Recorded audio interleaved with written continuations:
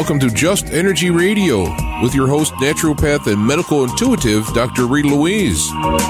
We have learned from Feinstein's theory that matter and energy are one. Physicists believe that all systems in nature have their own particular way of vibrating. From the swinging of a pendulum to the waves of the ocean to the light that brightens the sky each day, each of these oscillates at its own unique rate. The same holds true for every thought, feeling, event, or word we speak. Each has its own frequency or rate of vibration. What many of us don't realize is when we take everything in our universe down to its simplest form, it is all just energy. Join Dr. Rita Louise on a journey through time and space where past, present, and future collide. Today, what you believe may be called into question. What we want to know is, who made up the rules? Be brave and step outside the box. We are about to turn our world upside down and venture into the unknown. Hold on. We are departing our own beliefs and entering alternative realms. Enjoy the possibilities. Hello and welcome to Just Energy Radio. I'm your host, Dr. Rita Louise, and thank you all for tuning into the show today. Just Energy Radio is brought to you by soulhealer.com, where you can find out about all the products and services I offer, including medical intuition evaluations, energy healings, and psychic readings. So if there's things going on in your life, problems at work, issues in your relationship, or issues with your health, give me a call, send me an email, and we can set up a time for a private consultation. It's also brought to you by the Institute of Applied Energetics. That's www.appliedenergeticsinstitute.com, where you can jumpstart your intuition today by downloading their free 50-page guide.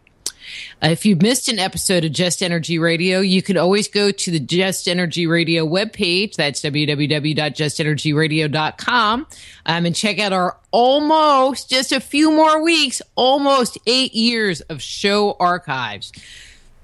Excuse me. Or you can tune in to us on YouTube, going to the Just Energy Radio YouTube channel. But wherever you go, please sign up for our newsletter or subscribe to our channel. We would really, really appreciate it.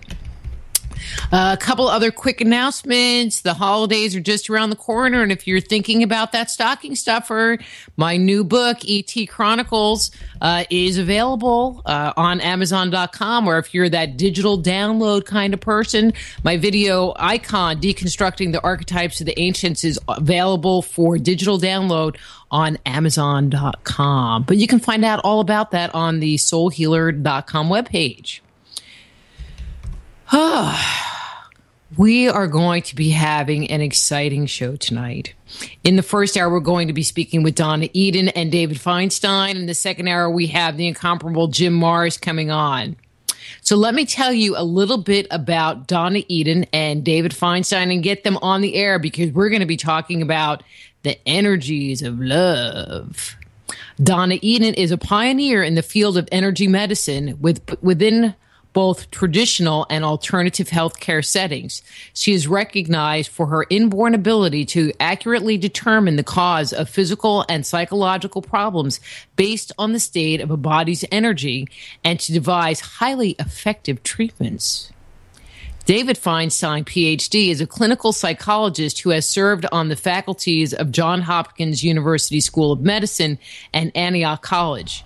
Author of 8 books and more than 80 professional articles, he has been a pioneer in the areas of energy psychology and energy medicine. So please welcome to Just Energy Radio, Donna Eden and David Feinstein, the authors of The Energies of Love. Hi, Donna. Hi, David. How are you guys? Hi, Rita. Hi, Rita. We're good. I'm sorry, I can't say that love word with like a straight face.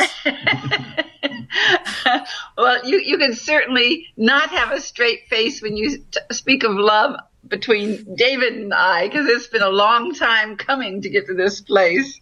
Uh-huh. Well, David, thank you so much for coming back on the show. I loved our conversation last time.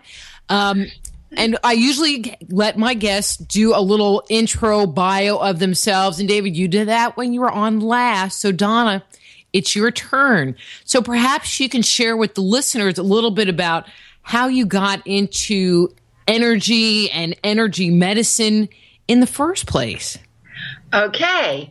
Well, energy has always come very natural to me, but I grew up with a lot of different ailments, and by the time I was 16, I had multiple sclerosis, and at 27, I had a heart attack. All my organs were beginning to break down, and between 29 and 31, I had 5 different specialists tell me I wasn't going to live, and somehow with that last person saying that, just an energy came over me, and it was like, whoa, I have to heal myself.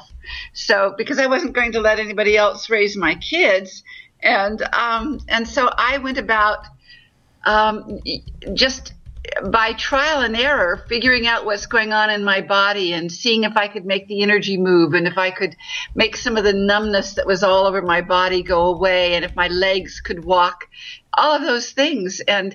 And what I found out was something that I have to say my mother always said all my life was, the body already knows how to heal. You just have to get in sync with it and know what it is saying and know what to do. And so that's what I did. I figured out, yes, I figured out, but I got in sync with my energies and learned to cooperate with those unbelievably intelligent energies that run in our body, and not too far down the road, my legs walked and my mouth could move better, and I was just coming up out of it. And once I had felt like I'd really conquered multiple sclerosis, and I had asthma too. And so all of these things were getting well at the same time, asthma and allergies to everything you could eat. And when I felt like I was on the other side of all of this, I just wanted to share it with everybody under the sun. I wanted people to know that they could empower themselves and heal themselves, and that they did not have to take all of the medications that Western medicine tends to give. And so that was the beginning. I just was sharing it with everybody I could possibly share it with. But that's a miracle story. I mean, that's just not, a little story. I had a cold. I did a little Reiki on myself and poof, I'm healed. I mean, that's excuse the way I say this, but that's a freaking miracle. Well, what I have found out is that the body is a miracle, and it knows how to heal itself. And so it so behooves us all to learn these simple energy techniques that you can get better and better regardless of what's going on in your body. And it's just really important. And children from very early on ought to know how to take away their tummy aches or be able to learn better in school, just flip the energies on in their brain. And so I've got a passion for this stuff. But that's just so great. And I could just go, we could sit here and spend hours just talking energy medicine, but that is not our goal tonight. Right. We're going to be talking about the energy of love. And I have to share this story. So when this is so bad. When I got married the last time, a good friend of mine, Thomas Nolan, good friend of the show, performed the ceremony, and he gave this little talk to us about the energy of love. And he said, there's love and there's love. And, and you can tell the difference of which is which, but I can't not say love anymore because it's just too funny. But in this situation, how would you describe love, especially in the context of where we're going in this show? Love means a lot of things, and it changes as a relationship proceeds. And what is really interesting in terms of the energies of love is that there is a connection between two people. It's a bridge of energy. And so if you think of each person as having an energy field, which is measurable scientifically, and that those two energies connect, and there is a new field created that is different from either the individual fields. And those two fields, I mean, this kind of sounds abstract, I know, but it's actually very palpable. And what Donna didn't say very much in introducing herself is that she sees energy. She did not, when she created her approach to healing herself, she had never before, it never occurred to her that she could use her ability to see energy for healing. But as she healed herself and then began to work with other people, this became a very important quality for her. So she can look at a couple and see the energies and see how where the energies are off, and see how where the energies between them might need to be repaired or might need to have the bridge strengthened. So there's that. So when we speak of energies of love, we really mean energies of love, and because the energy is palpable. Two people get together, and before you touch, your energies meet, and something is happening in that invisible plane between two people.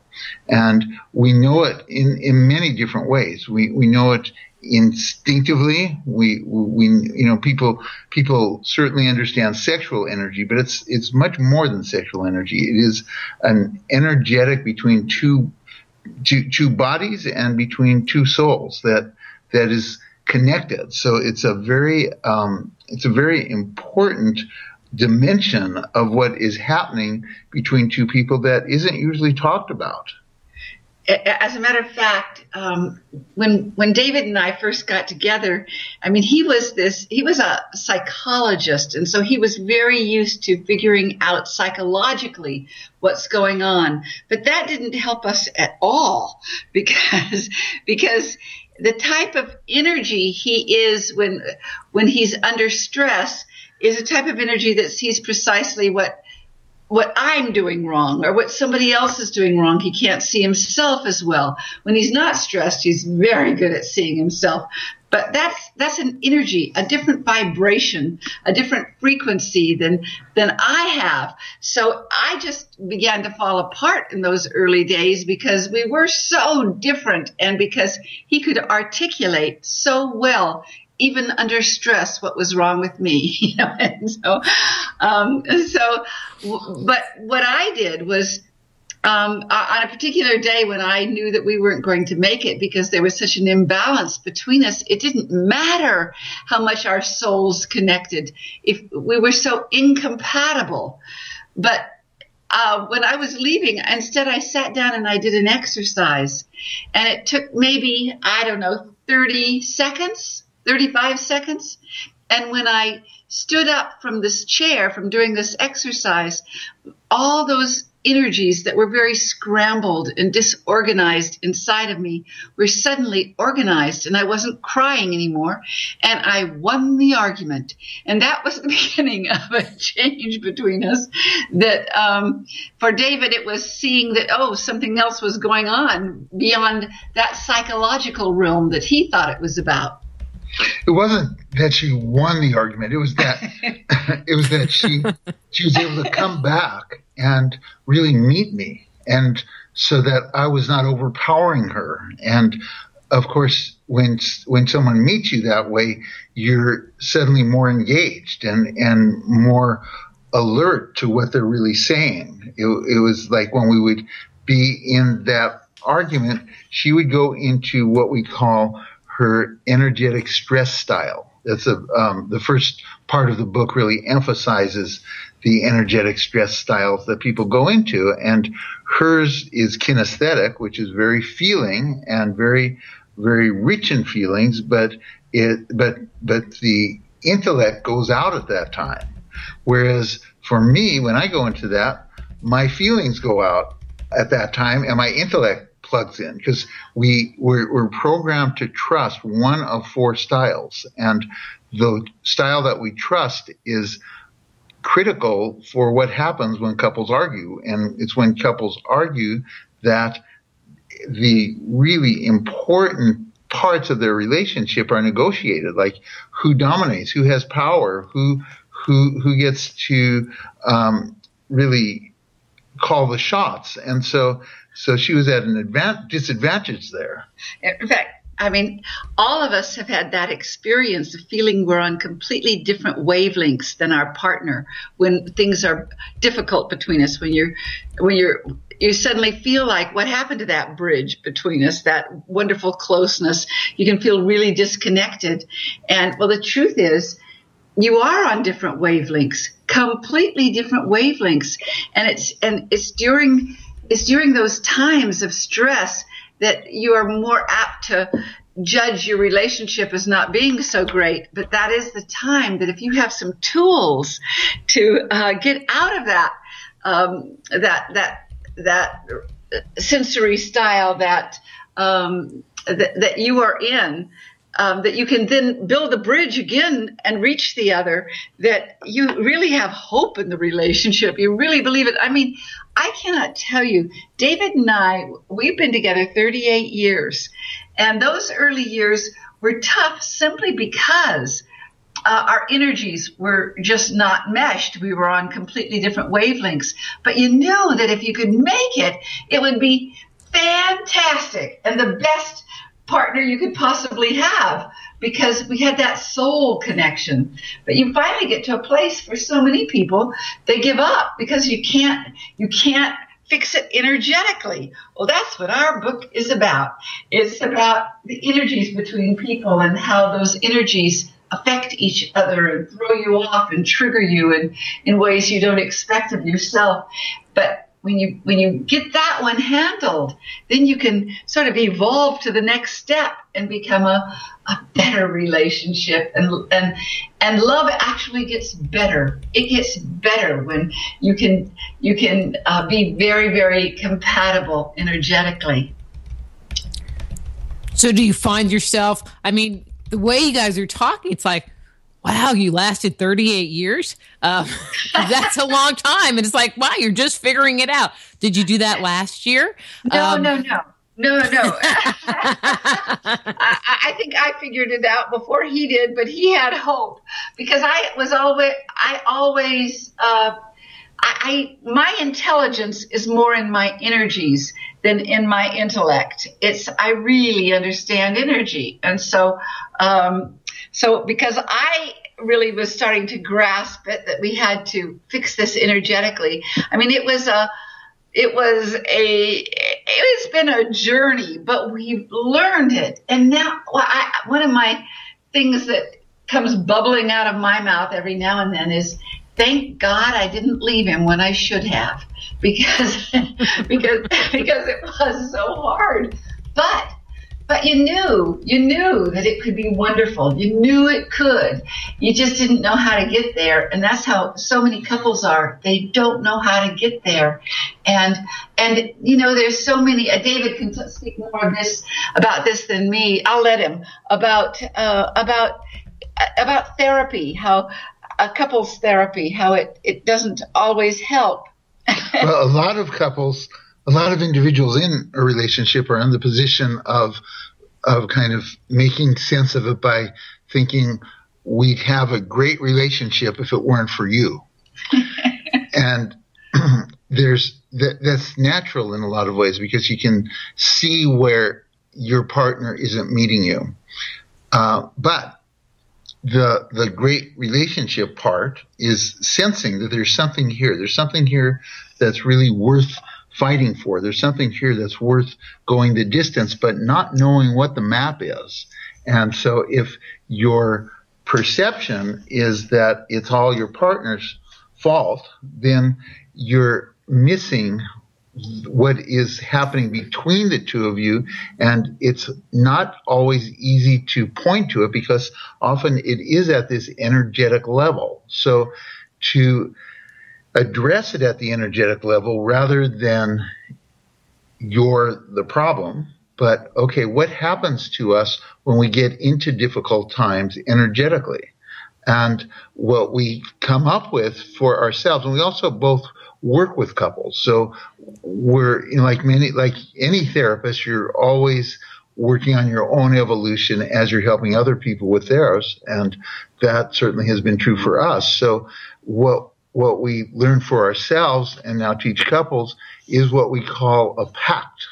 And the pact is based on the understanding that there is a certain point in an argument where it is headed downhill if you continue on the path you are going. So I think most couples can relate to that, oh my gosh, this is just really feeling terrible, but you are programmed to take it further, to stay in the fight, to convince your partner that he or she is wrong.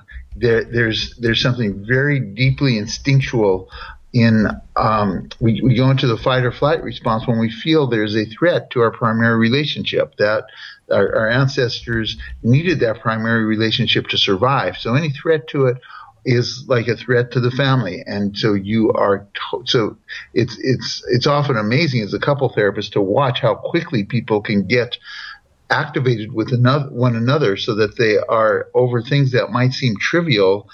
Their faces are red, they're screaming, and that's really a deprogramming. What we teach people is that before you get to that point, that you each be aware of when you're headed there, and either of you, the pact is that either of you can say, let's invoke our pact right now, and by pre-agreement, you both do it. And it's with the understanding that if you don't, it's headed where you don't want to wind up. So the pact starts with stopping, just stopping. And that's the hardest part of the pact. There's 4 parts to it, but that's the hardest one because every instinct in you doesn't want to give up or stop. Every instinct in you wants to prove you're right and your partner's wrong. So by stopping, now that's useless if you don't have something to do after you've stopped. And what we have to teach couples is that when they stop, there is a set of energy exercises that they can do that take them out of the fight or flight response, that shift their body chemistry, that make it possible for them to consider the argument from a larger perspective. Because when you're in fight or flight, your front brain really loses its ability to process information. So you're in your back brain mode. It's amygdala couples work. And so, Donna, maybe you can describe one of those techniques. Well, and actually, I just wanted to throw in, I love the concept of the pact. I like to call them safe words. Like if I say this is what it means. And you just need to wrap around your mind that this is what it means. And there's an agreement that we'll make. And I'm going to share an example, not a relationship example, but with my husband. He didn't have a good memory, especially in the summer. I don't know. He got like this Alzheimer thing. I don't know what was going on with him. And I didn't want to nag him. That was not my purpose, but he would say, well, remind me. And so I would like call him up or I would send him these texts and they would say, hello, this is Wayne's brain. And Wayne's brain says, and he would know that this was me reminding him of what he wanted me to remind him of. And I wasn't nagging him. And it was just the funniest thing because it took it out of the, I'm nagging you, I'm blaming you, I'm doing anything to you other than keeping our relationship. And I love that idea. I've never tried that in the whole relationship dynamic arena. So that's like a new one for me. Right. That was really good. I enjoyed that. Well, let me just tell you how physical this thing is that happens when people are triggered really, really fast. You lose blood from your forebrain so much that if it's a really bad stress, you can lose up to 80% of the blood in your forebrain. It goes into your body for that fight or flight response, to beat somebody up or run away. And because we can do neither, we are suddenly standing there and we are streamlined for survival. So only one sensory system, which is how you see it or how you think about it, how you feel about it, or how you hear it, is present for you. Only one way. And the people don't realize that. They don't know that they're distorting everything because they can't access the other systems. But that's what happens. So that when we stop, we quickly have energy techniques for people to do. Like if you just filled up, a way to just blow the energy out or take down that energy that is of the fight or flight. Let's see. Should I tell you one? Sure. No? Go ahead. Go ahead. Okay. One thing you can do is just to blow out some energy really fast. So if you're standing and you put your arms out in front of you and then swing them back up over your head and then straight down your body, blow out with your mouth. Just go blow out hard and do that 3 or 4 times. And then the last time, take your hands straight up your body and reach up as high as you can. And then turn your arms out and bring them down to the side. Now, I said that fairly fast, but it's basically blowing energy out and then pulling in some new energy. It really suddenly, you're not filled up with all of these stress chemicals and this nutsiness that takes over. And then after that, there's simple little energy things like tapping your cheekbones, breathing deep and tapping your cheekbones will make the energy on stomach meridian just go down your legs and ground you. It will ground you. You can tap on your collarbone, which is K27, the 27th point on kidney meridian, to make sure that your energies are all going in the correct direction. I tend to scramble when I get stressed. So just putting your arms out in front of you, crossing your wrists, and then clasping your fingers and bringing them back up underneath on your chest. And breathing deep. You kids do that. But if you can't do that, just clasping your fingers together and breathing deep is really, really good to just unscramble your force fields. So these are all techniques that you can use when you are in the heat of battle and one of you has recognized that it's going downhill, and by pre-agreement you have stopped. And now you're not doing this together, though you might both be in the same room and doing it at the same time, but it's separate because you're working with your own body, your own energy. And that's the key here, is to then change those energies around so that you are able then to do the third part of the pact. And the third part of the pact is to reconnect now with one another energetically. So you're still not talking yet about the disagreement. What you're doing, rather, is that you are Donna's going to go turn that off. Sorry about that. Hi, everybody on your phone. But I'm just going to throw this in because your guys are making mine crack up. And, Donna was talking about this exercise and moving here. And there wasn't any part where you smack your partner in the top of the head and go, quit it. Well, this is to try to avoid that. Oh, man. That's the funnest part. Right. Well, what we're trying to do is get the fun part to kind of skip that step and to be in a place where after you've gotten yourself cleared, then you're able to connect with one another energetically. And so talking about the fun part, one of our favorite ones is called the spinal flush. And it's one where that you do to one another. Some of them you do simultaneously, and you really connect with one another. In fact, let's start off describing one of those, Donna, before we get to the spinal flush.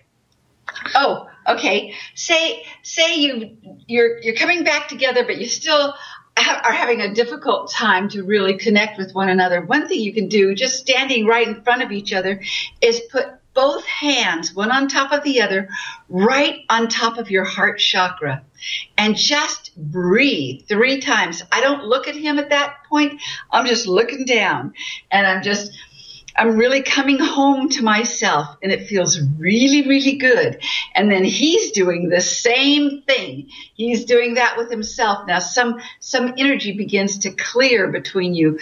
But after, when you feel like you're ready, we both just sort of look up the other person's body to their heart, and as they're breathing in and out, start looking at their heart chakra with their hands on the heart chakra. And it really does change something. And then finally, you just look up to each other's eyes and you can connect. You find each other. You know, what I would like to do is to talk about the different systems so that. Yeah, first let me just comment on that, and then we can go there. Which is that, well, one thing, I mean, as we're talking, I'm imagining some listeners saying this sounds very vague. But here are a few facts. One is that when a couple is in that state of fight or flight with one another, 50 years of therapy communication techniques do not work. You cannot use them then.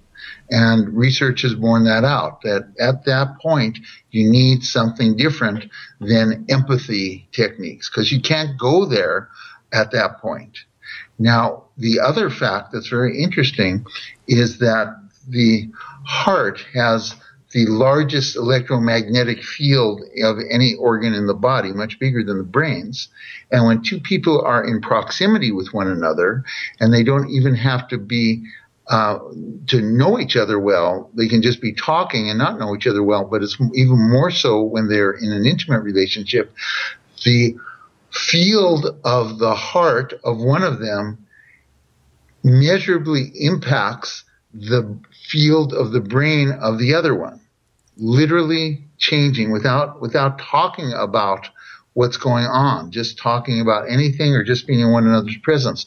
So that's the dimension that we're working with these techniques, so that you are getting your heart aligned and your partner's brain aligned with one another, so that there really is a chance for some of the more empathy-oriented, communication-oriented exercises to have a chance to work.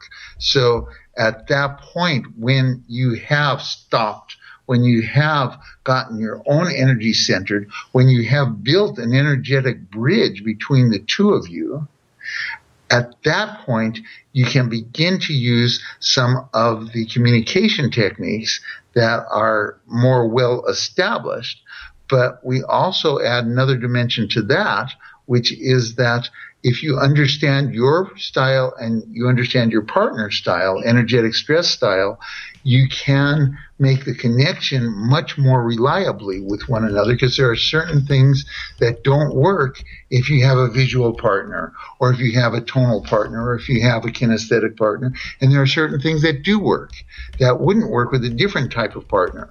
And interestingly, what are the different categories that we have? I mean, Donna talked a little bit about the kinesthetic partner, and I think I'm a kinesthetic. So.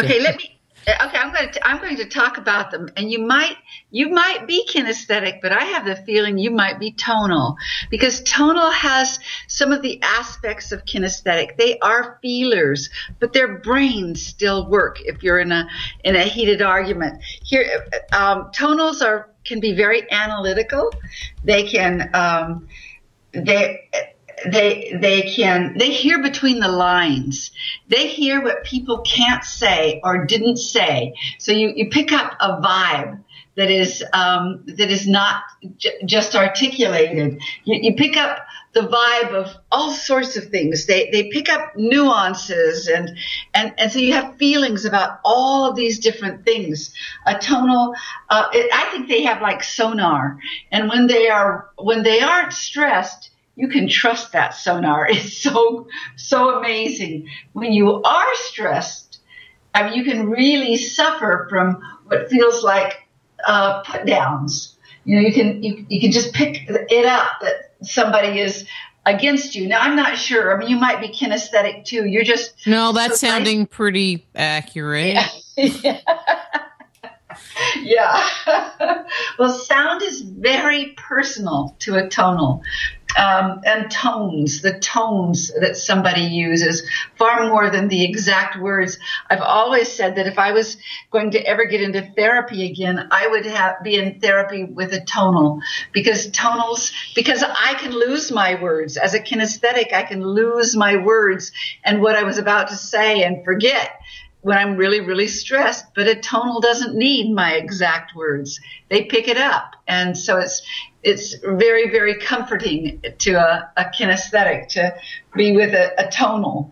And but a tonal really, when they're very stressed, they really want their partner to listen to them, to hear what they're saying. And it's painful if they don't. Now, David is a digital, and he can be he can be calm, cool, and collected, and very even computer-like. He can be very correct, and feelings can just really throw him off, because he goes up into his head. Now, at other times, he can access all of the systems and be very feeling, but when he is that stressed, he gets more logical, orderly, programmed, rational, reasonable. And what is wrong with that? And he can also be righteous, because a digital their stance is, I'm right. I am right. And so that they don't really want to be in an argument with you. They want to, they believe you're going to finally come around, but they're not going to leave their position. I learned a long time ago that crying only hurts my case if I'm trying to reach him. So a visual is that person who sees precisely what you're doing wrong. They blame and they criticize, but to them, they don't see themselves as blamers. They just disappointed that you're not getting what is so obvious that would really help the situation. They see what's wrong with you, and they enlighten you about it. Yes. See, David is, usually people have their strongest one and that they go to under stress. And then they have a secondary one that when it's not so stressed. So David is a digital and a secondary visual, which really, he has that whole thing locked up of I'm right and you're wrong. Visuals can get picky, and they come off as looking really powerful because it's all about you. The energy is really thrust onto the other person, and they project. And they are also righteous. I'm going to come back to a tonal just a minute because tonals can also blame, by the way, but they are blaming for different reasons. They're exasperated that their partner isn't hearing them, or they can get frustrated. But okay, so the next one is who did we miss? A kinesthetic. A kinesthetic is a feeler. And they're almost too empathic because they really suffer for the other person. And so they can make the other person, they can be enablers. They can be enablers to the other person. But feelings really are the facts for a kinesthetic, is what feels is the major thing. And they are very much in the now, whereas a tonal can live in the past. You know, they're whatever hurt them in the past, they have a hard time getting rid of. Kinesthetics are all about the now. Visuals are sort of now but into the future. And digitals can go all over the place. And digitals can be in the present, the past, or the future, but not feel any of them. And what was so amazing for me was in Donna being kinesthetic, me being digital when we go under stress, but also that, part of our way of thinking is mine is more digital than hers. Hers is more kinesthetic than mine. And she announced one day to me that feelings were facts. This was an extraordinary revelation because I think facts are facts. The facts are the facts, right? The feelings, maybe they color the facts a little bit, but the facts are the facts. For her, in relationship, the feelings are what matter. It's the circumstances, anything else is irrelevant. It's the feelings that matter. And this was extraordinary to me. But as we were they fighting words? Yes. The feelings are facts. Come on. But for her, the facts are what your partner relies on when he's wrong and is trying to argue you out of your feelings. So see, I knew I loved you, Donna.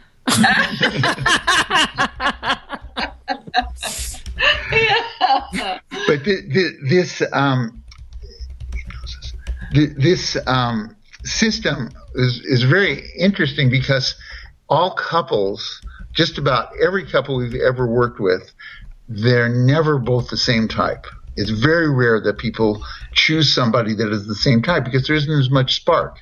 And it may be that this was, nature's way of expanding us, because I would never start to understand a way of being in the world that is as different from my way of being in the world as Donna's if I weren't having to deal with it every day from close up. It's that has expanded me as much as it has also been a challenge. I am a larger person. I have more access to feeling. I have more access to my intuition as a result of this relationship. So there's reasons that it is hard to be with somebody different from you, but there's also great benefit in the long run from being with someone that's different from you. And the way that we first came to understand this was 38 years ago, very early in our relationship. I was 30 years old, and I was teaching a hypnosis class. And I was teaching it to therapists who were mostly older than me, more experienced than me, but they just hadn't had hypnosis in their training, and that was something I gravitated to very early in my career. And I invited Donna to come to one of the classes, and I was just really wanting to show off that I was teaching this class to these more experienced therapists. And that day, the topic was, because we did not invent these terms, we just use them differently than the way they're usually used. But the topic was, this was the very topic, was that for people who are visual, a hypnotist really needs to tune into that person in a way that's very different from the way they tune into someone that is kinesthetic or tonal or digital. They're really distinct, different styles of being in the world and of making sense of the world. So I was teaching about that, and I was interviewing different members of the class to figure out which style they were. And then it was time for the break, and Donna comes over and says, there's a physical test that I just kind of devised in my mind for determining whether a person is a kinesthetic, visual, tonal, or digital. And I said, no, you can't. There's no physical test that's going to do that, because these are psychological differences. They're not physical differences. They're psychological differences. I like that intonation. I can feel it. Yeah. So I was trying to enlighten her about where she was wrong and didn't understand. And she was on Daunch. I was hoping that she would just, say something about my teaching prowess or something. But no, she has to put in this whole new idea. And so when I informed her that these are psychological differences, she said, let me show you. And she pulls over somebody from the water cooler, and she does this test that it's basically what people know of as a muscle test from kinesiology, from chiropractic or whatever. We call it an energy test. And she was able to determine which energetic stress style this person was, and it was exactly what I'd come to by interviewing them. So then it was time for the class to start again, and that's all people wanted to talk about. They want to talk about this way of energy testing for your style. So my entire rest of my agenda got put on the shelf. If I could have heard my guardian angels back then, they would have said, "Get used to it, David." But what we found was, and you can see how it would work, because Donna, as we said, Donna sees energy, and she can see the energy of a person's energetic stress style. So when she would work, she had a practice for 23 years before we really went on the road, a full-time practice. And when she would work with a pregnant couple and then be there after the birth, she would be able to tell the couple what style the infant had. And then 16 years later, when the infant was now a teenager, it was very evident that she was right. So these styles are built in. They're born into the body, into the psyche, into the actual brain structure. So they're not learned. And because they're not learned, they also can't be unlearned. So you can't hope that your partner is going to change. You can't hope that your partner is going to be the style that you are. What you can do is learn how to really dance with your different styles and take advantage of the differences so that they enrich both of you rather than pull you down the rabbit hole. I guess in dealing with this, the word that comes to me, both in listening to the exercise that you've talked about and then in this discussion thing, that neutrality is really the key. Repairing your own personal boundaries so that you can reconnect as two whole individuals in a neutral place to talk about what just happened. Yeah. That's true, except that what happens, neutral stays neutral very short amount of time, because suddenly, you are feeling happy about the other person. You are in a more loving, exuberant place. It is fun when you get to the other side, and but you can't talk to it. That's another thing that's in our book about how to communicate to another style that isn't your style, how to just switch a little energy thing, and how to talk and how to stay connected. And there's no sticks involved, huh? Frying pans. No sticks involved. Right. So that's just one of the systems. We also talk in the book about the elements. Everybody has a different element that is their rhythm. Their rhythm is different, just their natural rhythm. We walk different, we talk different, what we gravitate to is different than our partner. All of these things make a difference, but you can really learn to not only like yourself better, but do a real dance with your partner so that you get happier and happier the older you get. So the pact is not just an agreement of the steps that you will take when things get tough. It is an informed agreement which is based on understanding your partner's style and what the pitfalls are in communicating with that style, what the pitfalls are in communicating from your own style, and getting yourself calm enough so that your front brain is back online so that you can use those maps and use them effectively. And that basically, when we were writing the book, we knew that we had our own model that we developed over the years that we wanted to teach about how to work with energies. But we also knew that there has been so much has been learned in the last 20 years in about couples. There are brain waves change over time in a relationship. So if you use an imaging device like an fMRI or a PET scan or just simple electrodes on the scalp, that when a couple is newly in love, the brain waves have a very different pattern than if it's a 30-year relationship that is still deeply in love. There are very different parts of the brain are activated when a person thinks about their one they love. If someone is been jilted, what happens in the brain? We know a lot about all of this, and so we wanted to incorporate that. We wanted to incorporate what's been learned in couples therapy. 50 years ago, couples therapy was basically doing individual therapy with two people in the same room.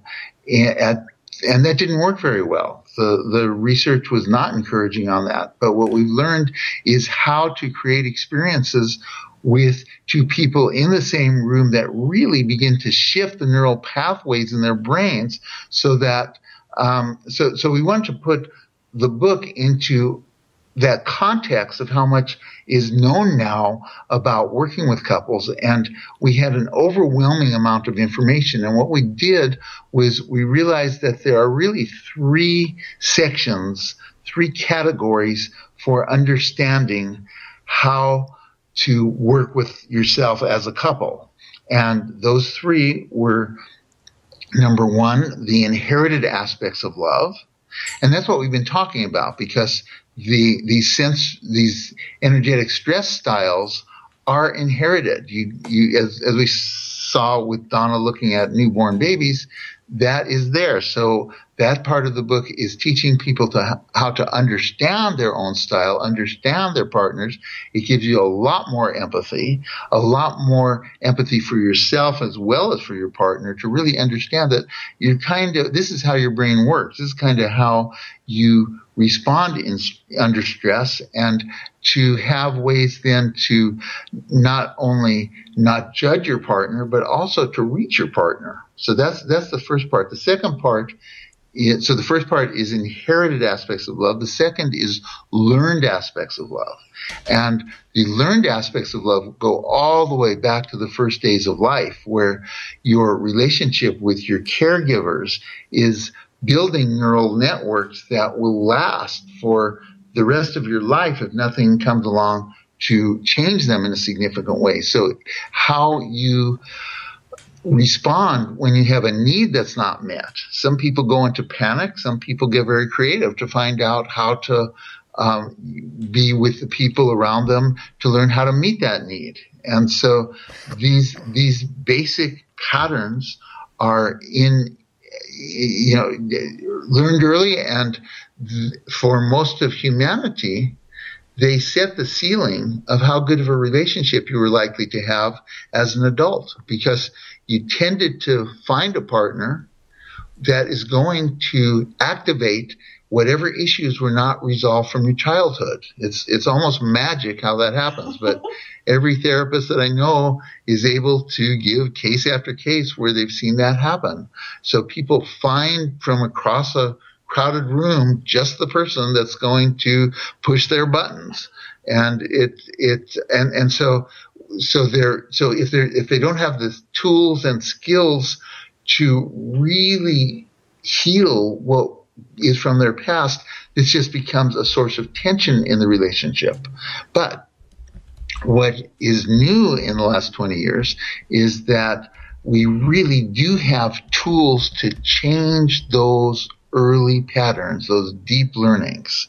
And the tools that I'm most fond of are related to Donna's work, but they're a little different. Her work is energy medicine. These tools come from energy psychology, which was the topic, Rita, that you and I talked about when I was last on the show. And energy psychology, EFT, emotional freedom techniques, is one form of it, can very quickly, speaking as a therapist, I've been a therapist for 40 years, and I've just watched all the innovations that have come in, and I haven't seen one come in that's more effective for quickly shifting deep patterns that are learned very early. So to have a tool that really lets you raise the ceiling so that you and your partner can go to places that maybe your parents were not able to go with one another. Of course, sometimes there's a chemistry where people are able to do that without outside help. But for most people, to have tools that let them change those deep patterns in a way that supports the relationship makes all the difference in the world. So that's the second part of the book, is the learned aspects of love and how to shift them. And then the third part of the book is called mutually created aspects of love. That is, you come into the relationship with what you've inherited and how you've learned to work with it. You come in with what you have learned and how much you have or haven't transformed it. And you're facing your partner, and you are about to go on an adventure that no one in history has ever gone on. You are about to create a relationship that is new on the planet. And there are a variety of things that you can do to make that a more exciting and fulfilling journey. And certainly the material in the first two parts of the book are basics that you can do, but the three sections in that book are called Sex is Nature's Energy Medicine for Couples. And that is recognizing how important physical contact is. Many couples, after a decade or 2 decades or 3 decades, don't touch as much.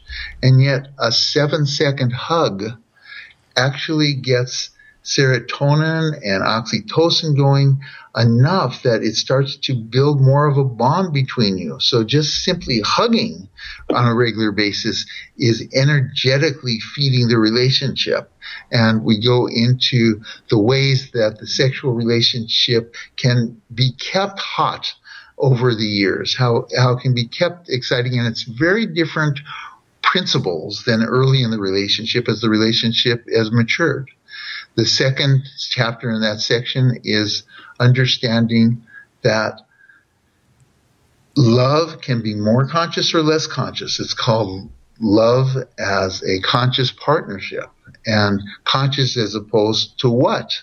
As opposed to unconscious partnership? Yes. Hey, David.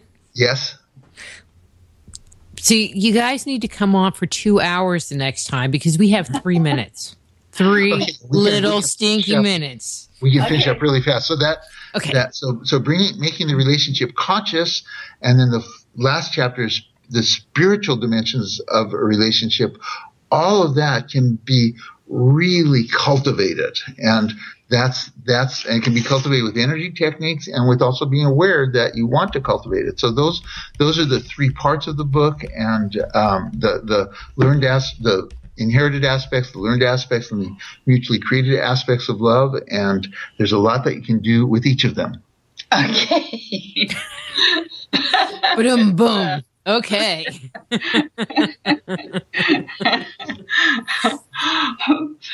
So in these last minutes, maybe we'll just tell people a little bit about how to learn more if they want to. That would be great. Are you teaching any classes on this topic? We are, but you can see what we're doing on our website. The next one isn't for isn't until next October that we're doing a really longer one on the topic. But our website shows what we're up to, and also there are classes that are on videotape that people can get. So if they will go to www.theenergiesoflove.com, theenergiesoflove.com, there's a lot of information about the book. There's information about the different video classes, and then from there you can also get to our main website, which is learnenergymedicine.com. And so those are the places that people can really find out a lot of information about the resources that we have to offer. And what I want to say real quick is that it may have sounded like, well, there's an awful lot of work to do. The truth is, it gets easier and easier and easier, so that life is easier. You find that you can be true to your own rhythm, and that rhythm is true to your partner's rhythm too. And you just get healthier. You get more vital. It gets easier. It gets so much easier. The other side of that is that there's a lot of work to do if you don't use wise techniques with each other. Because that's hard work. That's hard work, and that's not any fun. But life is a lot better when you engage the energy systems in your body to make your life better. Well, okay, we are going to end on that note. Thank you so much for coming on to the show. And I look forward to having you back on. Okay. Thank you, Rita. It's great to be on your show again. Yeah. All right. Bye, guys. Bye-bye. That's Donna Eden and David Feinstein. Their book is The Energy of Love. Their webpage is theenergyoflove.com as well as innersource.net. And we'll be back. The Energies of Love. The Energies of Love. Energiesoflove.com. And we'll be back after these words from our sponsors.